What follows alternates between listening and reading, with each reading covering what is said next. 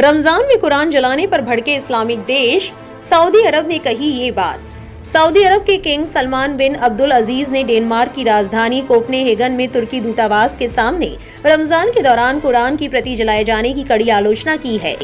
उन्होंने धुर दक्षिणपंथी रासमस पलूदन द्वारा कुरान जलाए जाने की निंदा करते हुए संवाद, सहिष्णुता और सम्मान के मूल्यों को मजबूत करने, नफरत और उग्रवाद फैलाने वाली हर चीज को खारिज करने की आवश्यकता पर बल दिया।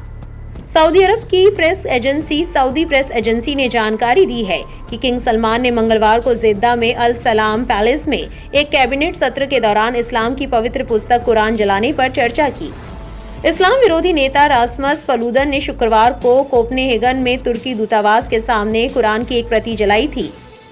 उसने एक मस्जिद के सामने भी कुरान की एक प्रति को जलाया था। पलूदन का कहना है कि वो हर शुक्रवार ऐसे ही तब तक कुरान की प्रति जलाता रहेगा जब तक कि स्वीडन को नाटो में शामिल नहीं किया जाता।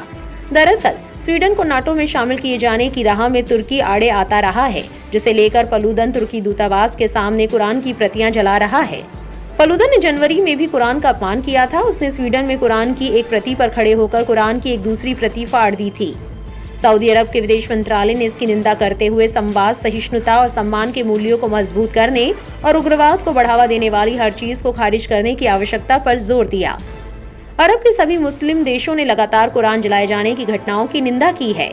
इस्लामी सहयोग संगठन ने अभिव्यक्ति की स्वतंत्रता के बहाने चरमपंथी दक्षिणपंथी समूहों द्वारा बार बार उकसावे की निंदा की। संगठन का कहना था कि ये घटनाएं मुसलमानों और इस्लाम के खिलाफ घृणा को बढ़ावा देती है। वहीं मुस्लिम वर्ल्ड लीग ने कुरान जलाने की निंदा करते हुए कहा कि मुसलमानों को उकसाने वाला कदम था। MWL के महासचिव डॉक्टर मोहम्मद अल इस्सा ने कहा कि चरमपंथियों द्वारा अभिव्यक्ति की आजादी के बहाने ऐसी हरकतें करने की जिद वास्तव में आजादी और उनके मानवीय मूल्यों को नुकसान पहुंचाती है। उन्होंने चेतावनी दी कि इस तरह के कृत्य केवल नफरत फैलाते हैं, धार्मिक भावनाओं को भड़काते हैं और चरमपंथी एजेंडे को पूरा करते हैं। उन्होंने कहा कि इससे धर्मों के बीच संवाद और सद्भाव को बढ़ावा देने के प्रयास भी असफल हो जाते हैं। संयुक्त अरब अमीरात ने कुरान जलाने की कड़ी निंदा करते हुए कहा, इससे समाज अस्थिर होता है और ऐसे कृत्य मानवीय और नैतिक सिद्धांतों का उल्लंघन करते हैं। ओमान से कुरान जलाने की निंदा करते हुए अंतर्राष्ट्रीय समुदाय से आग्रह किया कि चरमपंथी विचारों को प्रोत्साहित करने वाले और धर्मों को नुकसान पहुंचाने वाले सभी कृत्यों का अपराधीकरण किया जाए। वहीं कतर ने कहा कि रमजान के महीने में ऐसा काम कर एक अरब से अधिक मुसलमानों की भावनाओं के लिए खतरनाक उकसावा था।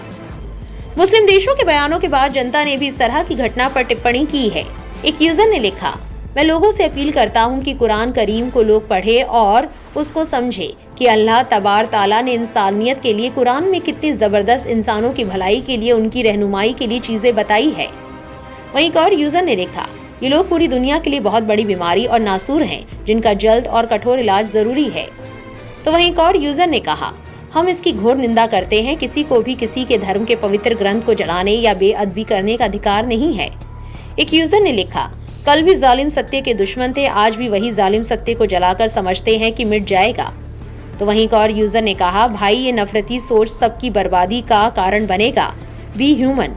रमजान में कुरान जलाने की घटना पर इस्लामिक देशों के बयान को आप कैसे देखते हैं? कमेंट में अपनी राय जरूर दें। हमारे चैनल को सब्सक्राइब करें, वीडियो को लाइक और शेयर करें, बेल आइकन बटन जरूर प्रेस करें ताकि इस तरह की हर अपडेट आप तक जल्द से जल्द पहुंचे।